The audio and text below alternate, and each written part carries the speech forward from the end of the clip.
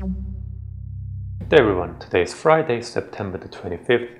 My name is Rafi Boyajian, currency analyst at XM.com, here to provide you with your Forex news update. Fed Chair Janet Yellen put a 2015 rate hike back on the agenda yesterday after markets had moved back their expectations of a rate rise to early 2016 following last week's FOMC meeting.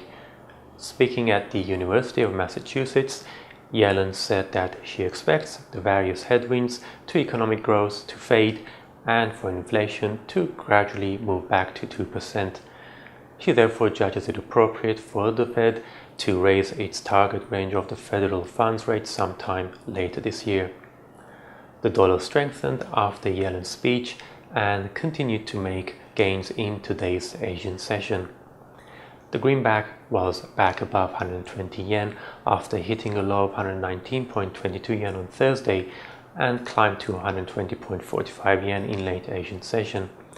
The euro fell back below the 1.12 level, falling to around 1.1164, while against the pound, the single currency also gave up most of Thursday's gains to drop to 0.7317.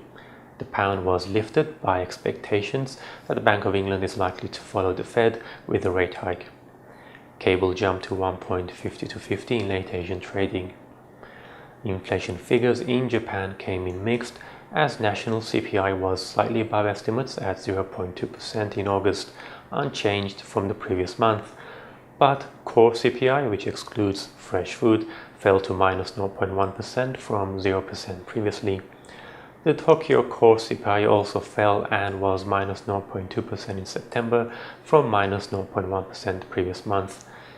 The disappointing figures put further pressure on the Bank of Japan to expand its asset purchase program at its October meeting.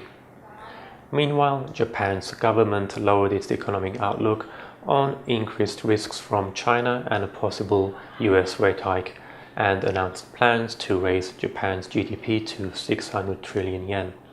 In commodities, gold prices fell back today after Thursday's strong rally that took prices to 1 month's high above $1,150.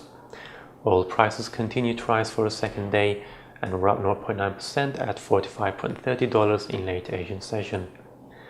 The rest of the day is looking relatively quiet with no major data expected out of Europe, but third estimates of US GDP for the second quarter, services PMI, and the final University of Michigan Confidence Index for September should keep investors busy in US session, along with speeches by the Fed's Esther George and James Bullard. Thank you very much for watching and have a great day.